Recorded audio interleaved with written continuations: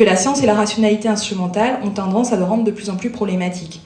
La religiosité discrète, inquiète, vagabonde et très personnelle de ces personnages est très éloignée de la religion organisée et intellectualisée que pratiquaient ou rejetaient les générations précédentes. C'est bien cet écart entre la religion et la modernité, et la religiosité spirituelle que l'auteur tente de mesurer dans ses représentations. Et c'est pourquoi le présent, finalement, est si important dans l'évangile du serpent. Les personnages tentent de se dégager de l'emprise du passé et de l'avenir pour expérimenter véritablement l'instant présent, qui est un accès à l'éternité. On ne s'étonnera pas dès lors que ce ne soit pas une temporalité linéaire que met en valeur la narration, mais plutôt une temporalité cyclique. On l'a vu, la fin du livre amène finalement à réinterroger tout le roman dans une sorte de cercle. Et par ailleurs, il s'inscrit justement dans le présent avant tout, sans projection de certitude sur l'avenir. La seule prophétie de Vaikai, c'est celle de sa propre mort, mais le monde, lui, est ramené par sa mort dans le présent et non dans un temps orienté. Puisque Vaikai, en quelque sorte, était moins là pour montrer le chemin que pour dire qu'il fallait chercher un chemin. La dernière phrase du livre résume parfaitement ces notions d'incertitude, d'expérience et de présent.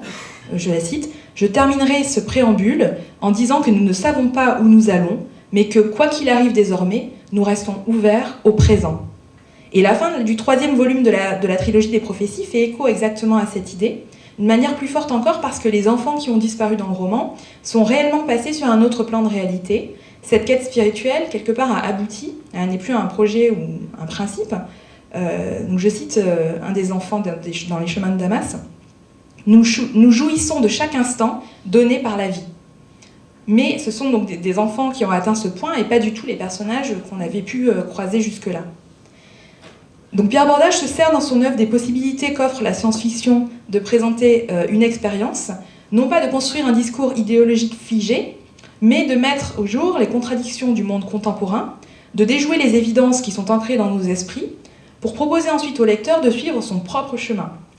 Dans l'évangile du serpent, il n'y a finalement pas de héros, mais seulement des personnages ambigus, complexes, ancrés dans leurs contradictions, ployant sous le poids du passé ou tentant de trouver leur place. Ils gravitent autour de Vaikai sans jamais vraiment l'atteindre. Même celui qui en est le plus proche, Yann, est souvent aveuglé par son orgueil et ses propres désirs.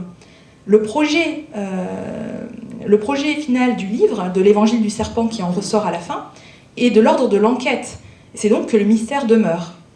D'ailleurs, non seulement Vaikai meurt à la fin, mais c'est en aucun cas une apothéose. On demeure dans une incertitude. Certains disent ensuite l'avoir vu après sa mort, mais on n'en sait pas plus.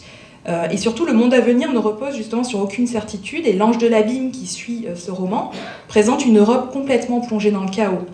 Donc on n'est pas du tout dans un cas de figure d'un récit clos et résolutoire, mais plutôt, on termine plutôt sur un suspens, sur quelque chose qui existe en puissance, mais pas vraiment en acte. Le double mouvement qu'opère le roman entre déconstruction des structures religieuses et reconstruction d'une spiritualité plus libre, complexe et ouverte sur le mystère n'est jamais seulement thématique. Le fonctionnement même de la narration y fait écho, comme une nébuleuse qui fait sens, sans pour autant colmater toutes les brèches, sans figer le récit dans l'exhaustivité des réponses. Je vous remercie. Merci beaucoup Claire. Donc nous allons retrouver Claire tout à l'heure sur le